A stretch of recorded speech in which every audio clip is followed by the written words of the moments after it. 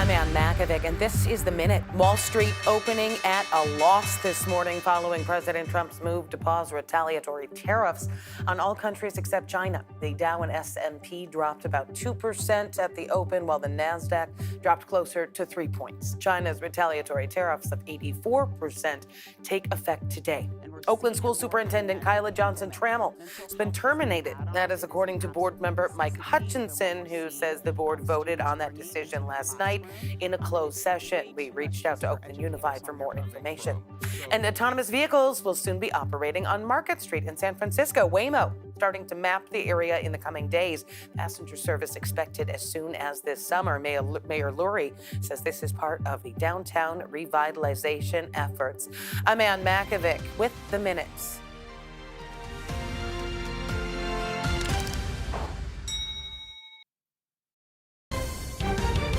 You're streaming CBS News Bay Area. Facing fines after someone tagged her business, the Oakland business owner fed up with graffiti, while she says the city is only making matters worse. It's not fair.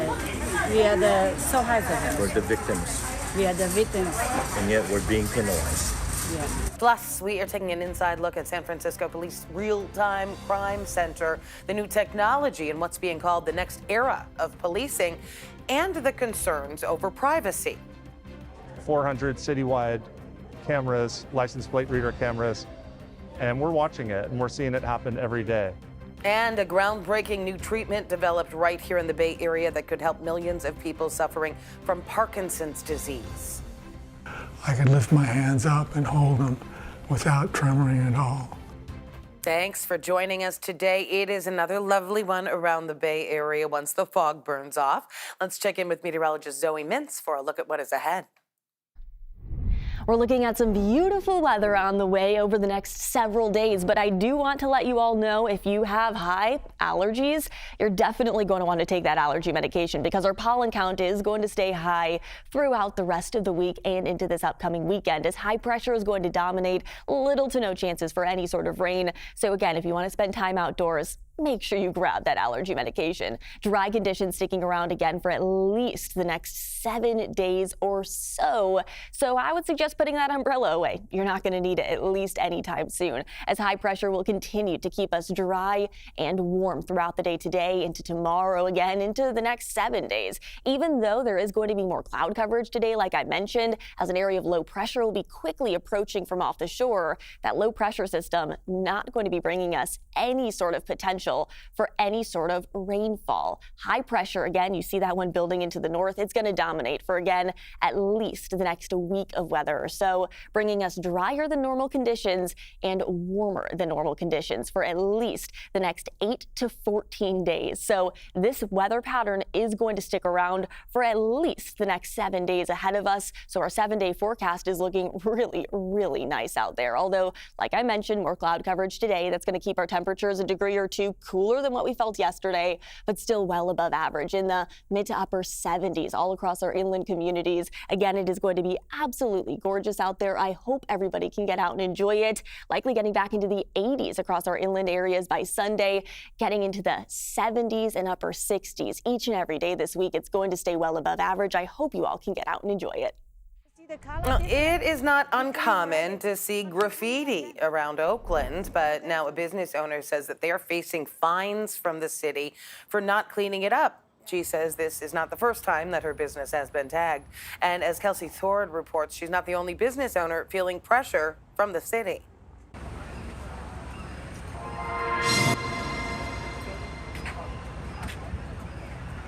We clean up, they come again, like that. Shirley Liu owns Wan Key Supermarket in Oakland's Chinatown. She says taggers have been targeting her business relentlessly for the past few years. Yeah, we clean up and then they come in graffiti again. Shirley says after repainting her storefront multiple times, only for it to be graffitied again the next day, she gave up trying to keep it clean. But that's when she says the city came knocking. Because it's not fair. We are the survivors. We're the victims. We are the victims. And yet we're being penalized. Yeah. Stuart Chen is the president of the Oakland Chinatown Improvement Council. He says the city sent Shirley a notice threatening to fine her if she didn't clean the graffiti. He thought it's very unfair. She cleaned it too. After the first notice, she cleaned the graffiti. But before the city can come back and re-inspect it, the taggers came back and they tagged it again. And when the city inspector came back to check it, they saw the graffiti back on the wall and thought that she didn't clean it. It's pervasive in Oakland. Stewart says many business owners in the area, not just Shirley, have been threatened with fines, some for thousands of dollars if they don't clean the graffiti. But he says when it comes to trying to catch and arrest the taggers, the city isn't helping. Because I've also spoken to the police.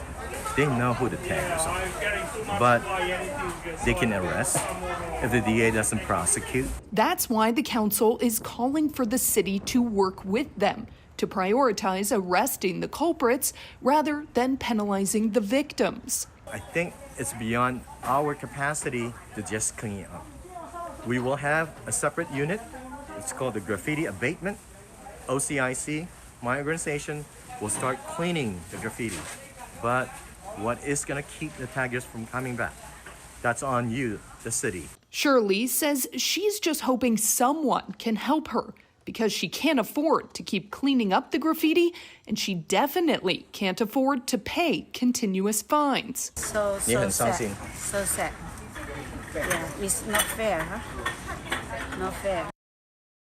Well, we reached out to the city of Oakland for their take on all of this. They say the city is in a severe budget crisis and there's no money to offer business owners dealing with graffiti. A special election in Oakland is less than a week away, and the city is expanding its early voting hours. A number of sites will now be open this weekend from 9 to 5. Election day is next Tuesday, and the biggest race is definitely the race for mayor. There's also a city council race for District 2 and a citywide sales tax measure. This morning, the Santa Clara County DA's office is set to announce the results of its investigation into a dozen students at Stanford that were arrested during last summer's protests against the war in Gaza. They were arrested after barricading themselves inside the Stanford president's office in June. Investigators say the incident caused more than $700 in damage. Just last month, the DA's office decided not to charge a student journalist who was arrested along with the protesters. Despite President Trump's 90-day pause on reciprocal tariffs for every country except China, the stock market opening at a loss this morning. The S&P 500 dropped about 2%, while the NASDAQ dropped closer to 3 points. The Dow also dropped at just about 2%. All countries other than China are still at 10% tariffs. China's are much higher in the triple digits at 125%. Despite that, China says they are still open to negotiate.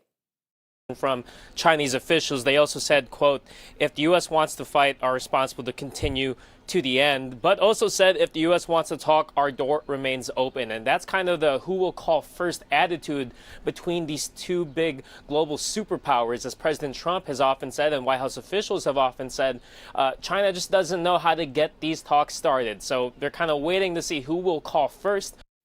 Despite heavy criticism, the Trump administration says 75 countries have reached out to negotiate better trade deals. But specifically to China tariffs continuing, there are Bay Area impacts. Case in point, Santa Rosa Cartoons. It is a family-owned business that sells audio systems, cables, and car parts. Most of their products come from China. Their supplier tells them to brace for higher prices. I'm really trying to be optimistic and just say, okay, we'll make it work. We'll be, inventive, and we'll bring in new lines and we'll make it work. So that's what I'm trying to be like, but it is, pretty scary. The company says that they're offering customers layaway payments and financing options. You can track how these Trump tariffs are affecting prices on groceries, cars, and more using our online tool. Just head to cbsnews.com/tariffs. Still ahead here on CBS News Bay Area, police in San Francisco singing the praises of a new surveillance unit that puts eyes in the sky to track crime in real time. Probably one of the most significant paradigm shifts in policing that I've seen in my police career. We will take you inside this small operation and the pushback on the surveillance. And the South Bay getting a new neighborhood right by Levi Stadium. Why some locals are hoping this will bring housing and new life to Santa Clara's north side. Well, I think that the people that have lived on the north side for decades have been really starving for restaurants, entertainment. And a long-running theater company in the North Bay might have its final curtain. We're going to dig into the budget challenges now facing Mountain Play.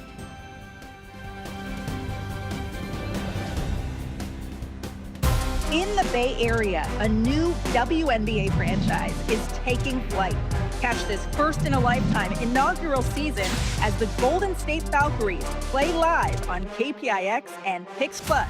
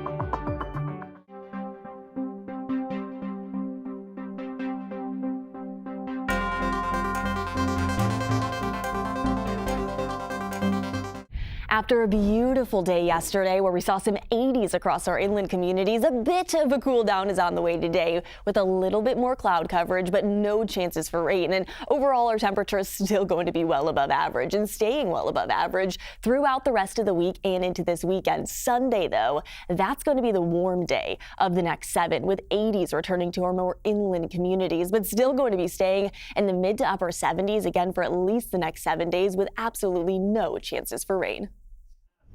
Extra eyes in the sky making a difference down on the streets. San Francisco police say a new surveillance program has helped slash crime across the city. We're talking about the Real-Time Investigation Center, where analysts are tracking live drone video and public safety cameras. Police say it's a game changer, helping them stop crimes in progress. But not everybody thinks that much surveillance is a good thing. Lauren Toms takes us inside the center and the debate over privacy.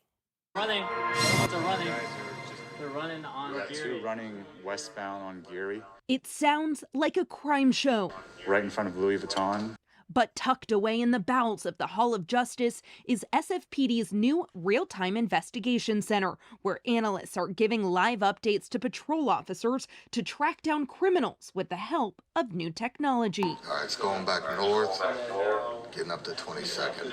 Captain Tom McGuire has been ready for this center to get up and running for the better part of a year, and he says it's already producing results. We said to ourselves, imagine what it's going to be like when we get to a position where we're operating at full capacity, full scale, 400 citywide cameras, license plate reader cameras, and we're watching it and we're seeing it happen every day. Dozens of analysts are using the latest in police tech to scan surveillance video, license plate readers, and drone footage across the city to deploy patrol officers in the event of a crime, like this video showing the tracking of a suspected car thief who was caught swapping out license plates.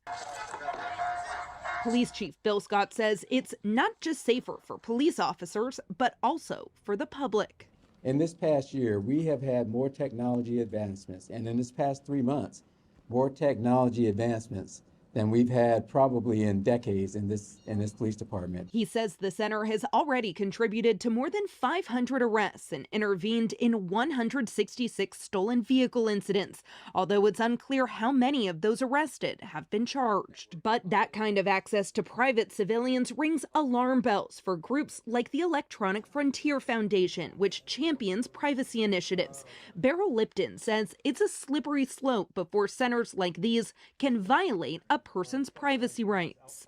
There is additional concern about the individual surveillance technologies that are being fed into the crime center, the additional technologies that could be added to the real-time crime center in the future, and then this evolving use of artificial intelligence to try to make connections between different pieces of data that may or may not actually be there, but we, the public, have no sense for how it's actually being conducted. But Mayor Daniel Lurie is attributing the center to a steep drop in crime across the city. San Francisco has seen a 20% crime drop from January to today compared to the same time last year, and he says this is just the beginning. Our TIC is helping prevent high-speed chases by tracking suspects remotely. It's helping locate missing people, including people in crisis.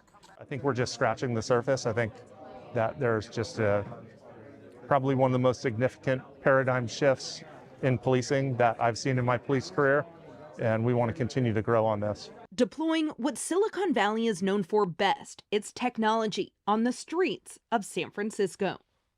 Now, the police chief points out that the department still has a real staffing shortage, and he says the technology won't replace officers, but will make their work more efficient, and says the department has momentum and is seeing an increase in job applications. Reports of a big shakeup within the Oakland School District. Board member Mike Hutchinson says the board voted to terminate the contract of Superintendent Kyla Johnson-Trammell last night in a closed session, and that the board president did not report the action as required by law. The move means that Johnson-Trammell would be out as superintendent at the end of June, and a search for a new leader would start right after. Johnson-Trammell became superintendent in 2017 and had her contract extended by 3 years back in August. Concern about the potential action had community members speaking out against her removal and the lack of transparency. You have attacked her, insulted her, made it feel like she's doing things inappropriate, whatever. But you haven't spoken to anything publicly, and the people are coming up here guessing about what you're trying to do. Have the courage to say what you want to do. At least do that. It's not clear if Johnson-Trammell was terminated for cause or if the district has to pay out some sort of that contract. We have reached out to Oakland Unified and have not yet heard back. The decision comes as Oakland faces a massive budget deficit of more than $95 million in the upcoming school year. The district could run out of cash this year if the board doesn't finalize a budget plan by June. That would also mean the district could be taken over by the state and lose the ability to make decisions on the local level. The district cut 140 positions within the district back in February, with the school board saying that it is on track now to balance its budget. Santa Clara, the official home, of course, of the 49ers and Levi Stadium. But aside from football and a few headliner concerts, locals say there's not much else to do in the area. Well, that is until they opened a new neighborhood. They're calling it the Clara. It's just off Tasman Drive down the street from Levi Stadium. Our Kara St. Cyr took a tour of it and heard from a nearby worker who has high hopes for a brand new area. Welcome to Santa Clara's newest district, the Clara. It's being billed as a new way to breathe life into the city. Oh, is there another rice we have transferred? There's only one word Chris Carpuz uses to describe the home of the 49er faithful, Santa Clara. It's pretty much dead. It's been dead for like the last couple years. There's not much foot traffic. He's the general manager of Chicken Meets Rice in North Santa Clara and is longing for the city's revival. We don't really have much to do. We have downtown San Jose, which is not that popular. I mean, it is popular, but I wish there's a lot more stuff to do. His prayer might be answered with the development of the Clara District, a new neighborhood that the city is billing as an up-and-coming entertainment hub. At the center of the district is a luxury apartment complex called the Clara, with more than 500 units and a senior living facility and public park next to it. Seniors have access to free meals, all-day activities, and car services. I've not seen these before. Those staying on the main complex get everything from gym access to a pool. So we have a 75-foot heated saltwater pool. But Mayor Lisa Gilmore says the real excitement is what the new district can bring the city. Well, I think that the people that have lived on the north side for decades have been really starving for restaurants, entertainment. The Clara's development is part of the city's Tasman East Specific Plan, which aims to build the neighborhood into a dense community with as many as 4,500 units and 100,000 square feet of retail. There's going to be some growing pains by putting so many people in a smaller area. As you can see, this is a lot denser than the rest of our city. So it's going to be a little bit of a change for everybody out here to live together. This part of Santa Clara was historically a manufacturing hub, with mostly industrial jobs and few homes. Data from the Bay Area Council shows that there were as few as 20 residents living here in 2022. Chris says the Clara is a chance to change and bring more foot traffic to his business. I'm hoping for more local businesses. I hope for, maybe some nice fine dining places, or maybe even a club. That'd be nice. The first batch of residents are moving in, and the city's vision of a new urban neighborhood is starting to take shape. The Clara's already seen its newest residents. They started moving people in March, and they expect it to fill up within the year. Development for the Clara district has been 10 years in the making. Developers started buying land in 2015. 3 years later, the city council approved the project. Construction didn't begin until a year after the pandemic hit. Still ahead, he suffered from tremors for years until he ditched the medicine and tried something else. I could lift my hands up and hold them without tremoring at all. And that was a phenomenal feeling. The results came almost instantly. We'll show you the game-changing new treatment for Parkinson's disease developed right here in the Bay Area.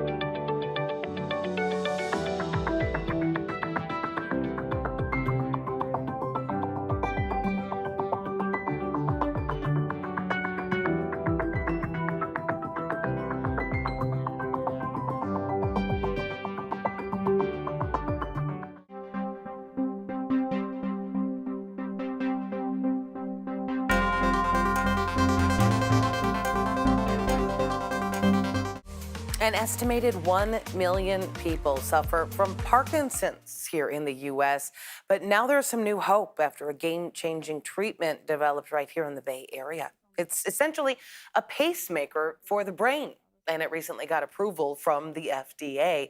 Arlen Ramirez introduces us to one of the first patients who received the treatment and saw a real decrease in his tremors right away.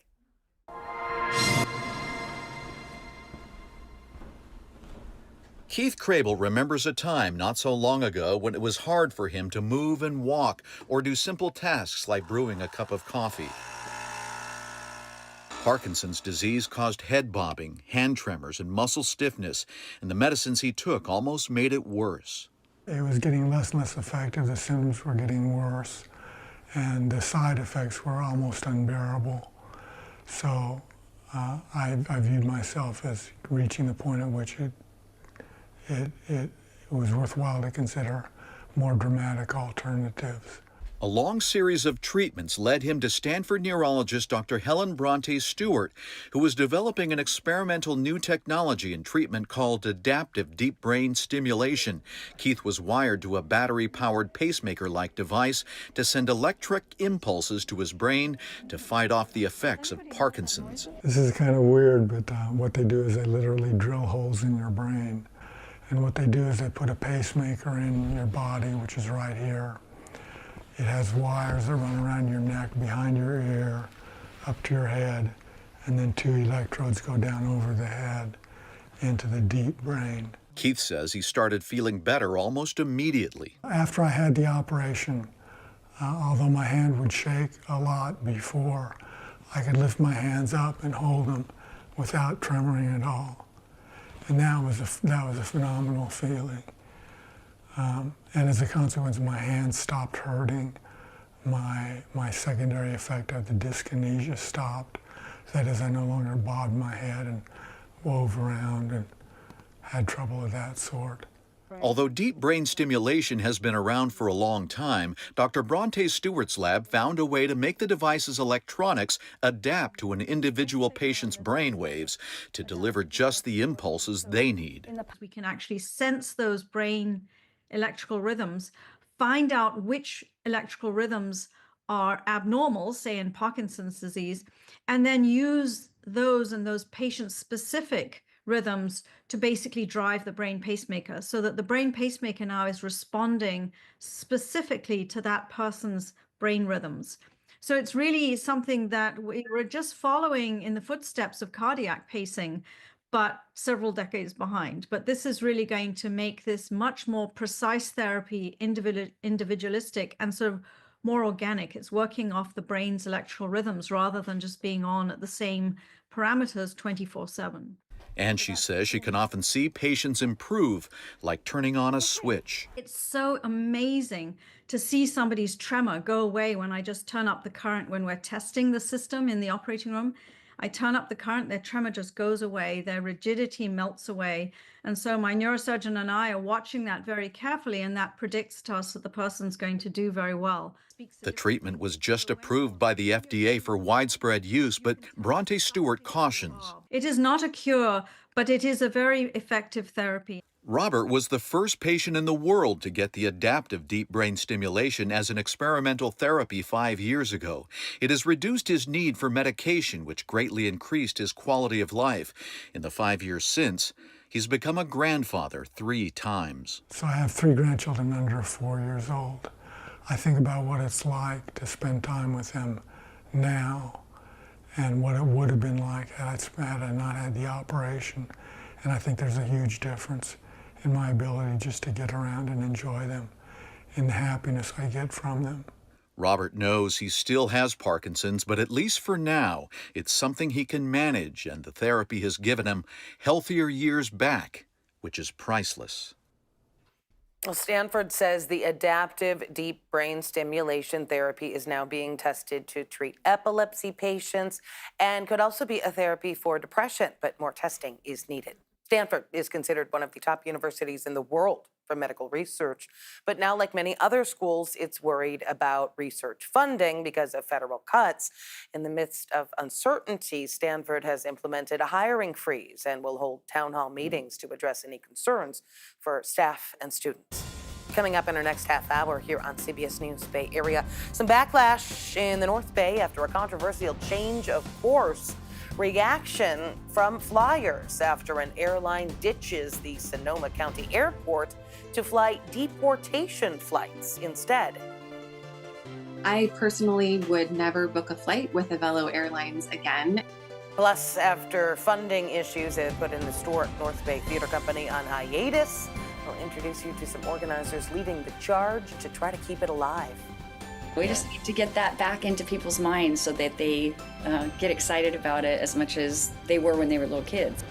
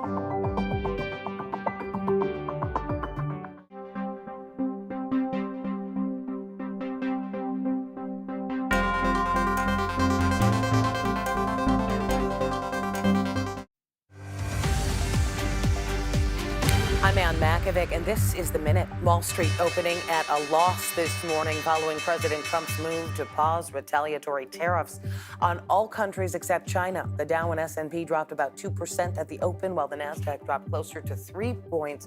China's retaliatory tariffs of 84% take effect today. A prisoner swap between Russia and the U.S.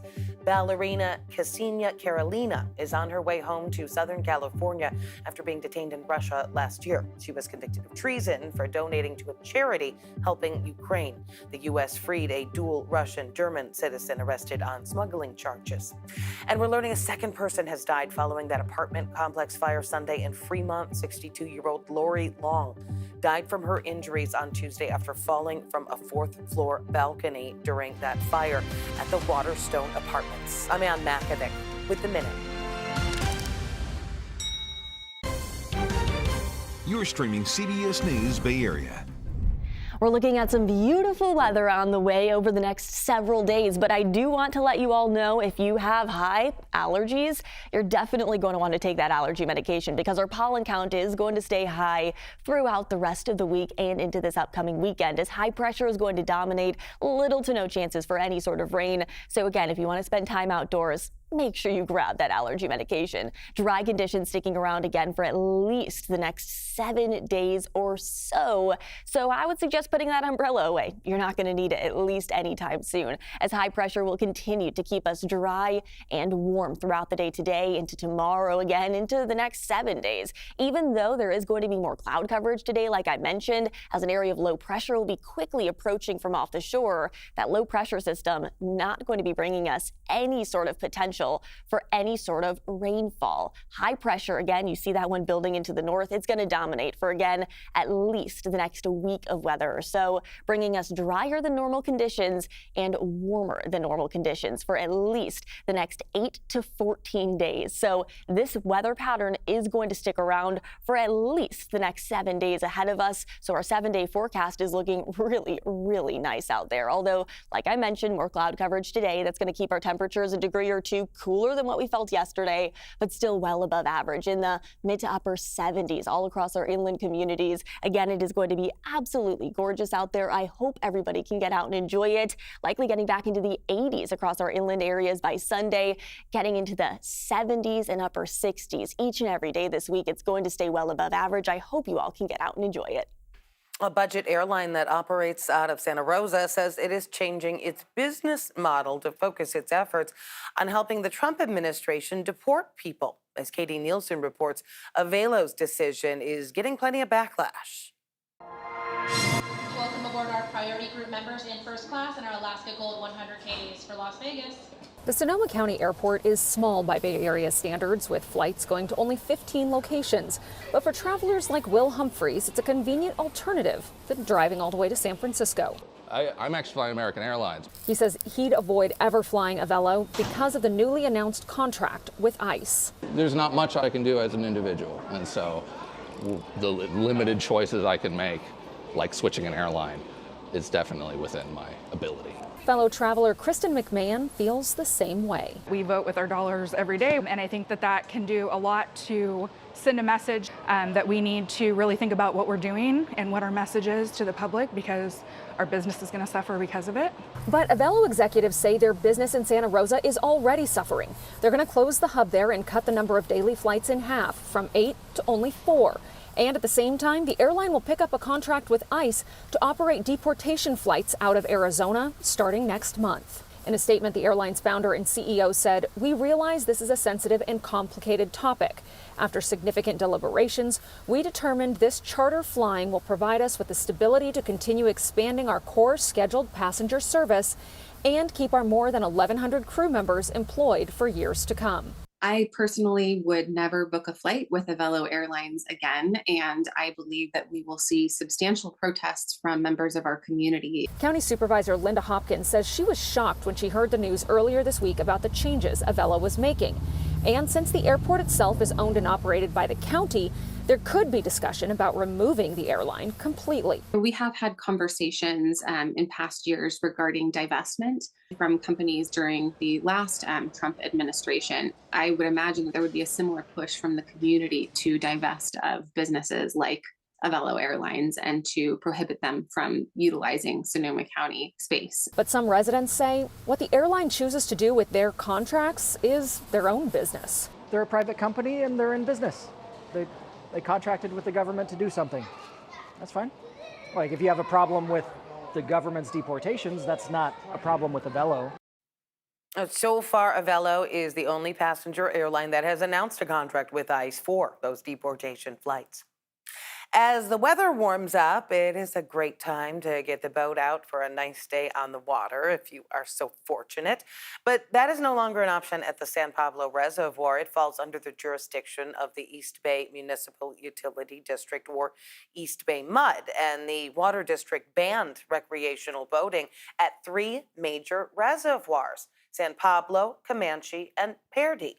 The other two are in the Sierra foothills. They help provide water for East Bay Mud's 1.4 million customers. The ban is to try to keep these guys out, these golden mussels.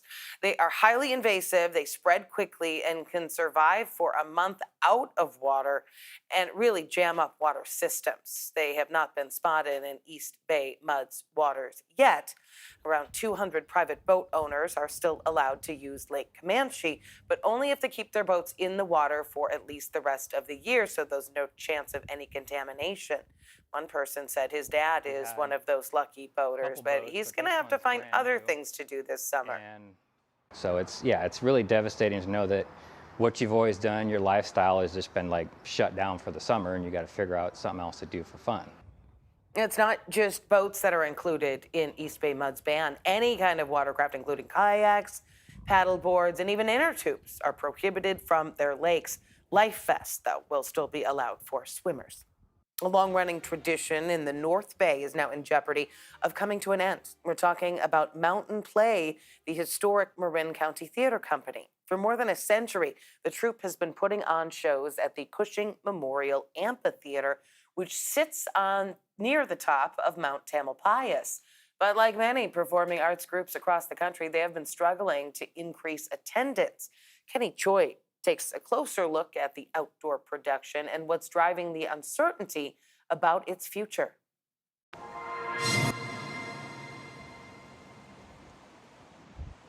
It's a walk down memory lane whenever Eileen Grady visits the Cushing Memorial Theater atop Mount Tamalpais, where musicals and plays have entertained generations. It goes back to our kind of core experience as humans gathering in caves for storytelling. Rows of stones enough to seat 4,000 people were installed in the 1930s. Grady is executive director of Mountain Play, an outdoor production with views of San Francisco Bay on clearer days. The architect was Emerson Knight, modeling it, the theater after, Greek and Roman amphitheaters of old. Hikers and theater lovers first trekked up the mountain to watch the first play, Abraham and Isaac, back in 1913. It's been an annual tradition ever since. There's something very communal about this space. And you can kind of feel the mountain talking to you sometimes. But Grady says COVID disruptions, years of changing patterns of entertainment, including the ease of streaming and rising costs to fund full productions, have forced Mountain Play to go on hiatus. Every arts organization is having concerns. Is this the end? What's on the line is a tradition of more than a century of theatrical performances in an iconic outdoor setting. Susan Zielinski has performed in 11 mountain plays. You're standing out on stage and there's no fourth wall, there's no curtain, right? There's no camera. It's just this sea of people that you're connecting with right in the moment. But it's not just entertainment in the spring that organizers are fearful of losing.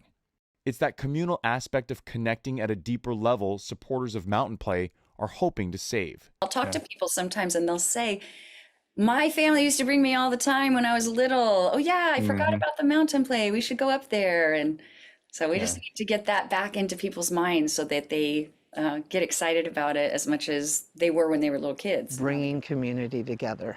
And I think we need that more than ever. And arts and the outdoors are great ways to do that. Grady isn't sure how to save 112 years of tradition. They're organizing to raise funds and can't walk away after building a firm foundation of history, culture, and community. A longtime supporter is offering to match any donations up to $100,000. Mountain Play will host a fundraising event in June. Coming up next, a new name, but the same fight as the transformation of the Upper Great Highway continues. One city leader says there could still be a chance to reverse a controversial decision. In the Bay Area, a new WNBA franchise is taking flight. Catch this first-in-a-lifetime inaugural season as the Golden State Valkyries play live on KPIX and Pix Plus.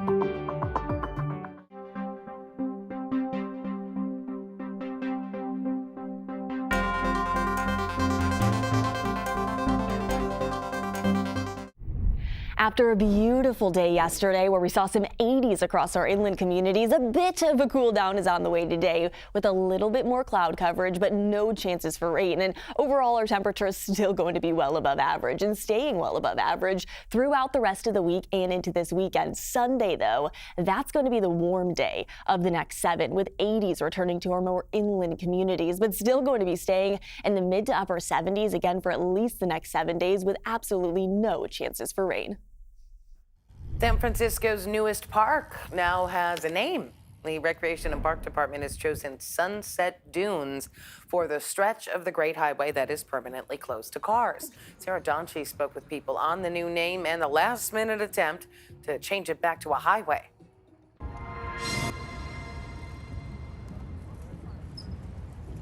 What's in a name? That which we call a park.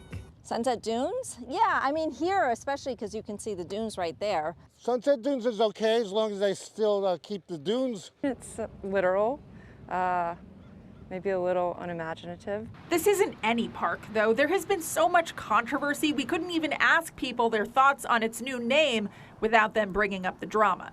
And I know it's quite a contentious park, so. Come Saturday, Sunset Dunes makes its grand opening to the public, something the people who fought for it say has been a long time coming. It's exciting. Everyone got to play a part in naming this new piece of San Francisco. But there have been protests against the proposition that closed Upper Great Highway for good, with West Side residents voting overwhelmingly against it, even pushing to recall their supervisor over the issue. There could have been a compromise had there been more input from the community that lives around here.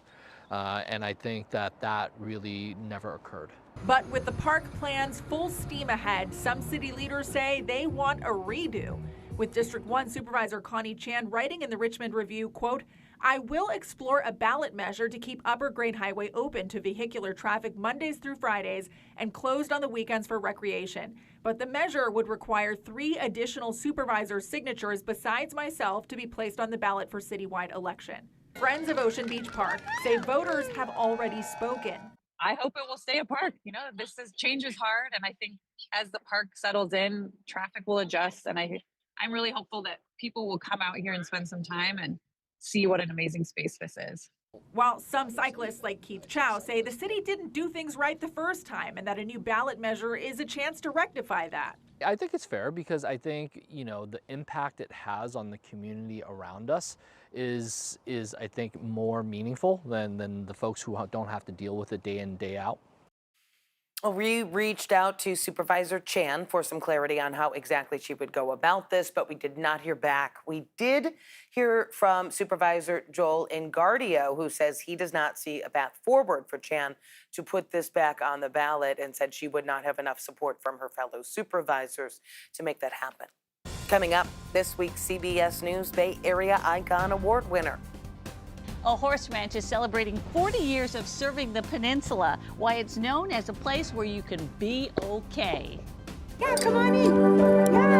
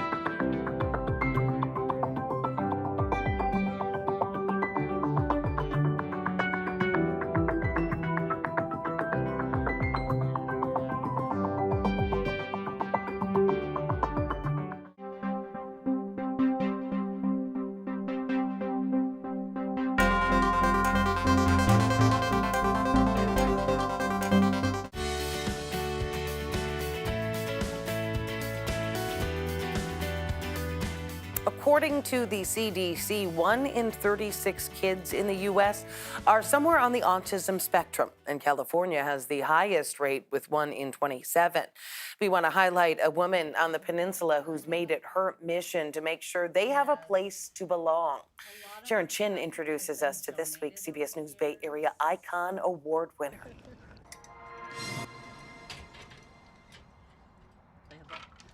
The work feeds her soul. Somehow, Tish Dipman always knew she'd spend her life with horses. And when I was 9, I declared to everyone that I would one day work in a barn.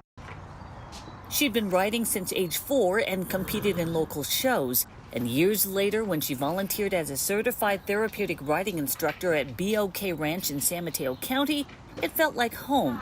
20 years ago, she took the reins as executive director. As it turns out, I do work in a barn, and this has been my whole life passion. Located on a corner of the horse park at Woodside, BOK Ranch began 40 years ago as a therapeutic riding program for children with disabilities. But Tish has expanded it into an all-inclusive nonprofit that serves 100 people a week, children to adults, in riding, horsemanship, and vocational training. It's no longer just for the neurodiverse. It doesn't matter here whether a person has neurodiversity or is neurotypical. Everyone here shares the same common thread, which is a love for horses. Like all winter? Tish has bred a special place where families and friends can all grow together. Hi, Betty. Vocational coach Karen Mahan. She brings people together and just creates this really, this really warm sense of community that I think it really helps people shine when they come here. There's a lot of tack in here. Yeah, there's a lot. Yes, I will help you. And neurodiverse participants who may face loneliness elsewhere can saddle into a place of belonging at BOK Ranch. Take Riley Wolf and Caitlin Bentley, best friends who also share a bond with Tish. She means like a second mom to me and a best friend to me. The young women are in the vocational program where students harness a sense of purpose and confidence as they care for the horses and manage the barn. Riley says she looks forward to the experience twice a week. It makes me feel more connected to animals in like a deeper way. Yeah, and how does that change how you feel about yourself? It just makes me feel more happy every day, more positive. And that makes Tish happy, for it embodies the BOK name and mission. BOK Ranch means everything will be okay. And our tagline is be kind, be brave, be okay, BOK Ranch. So for expanding BOK Ranch into an inclusive place of growth and belonging, this week's CBS News Bay Area Icon Award goes to Tish Dipman. You can nominate a local hero for a CBS News Bay Area Icon Award on our website, kpix.com/icon. Thanks for streaming CBS News Bay Area. I'm Ann Magovic. We're going to be right back with your first alert forecast and another look at your top stories.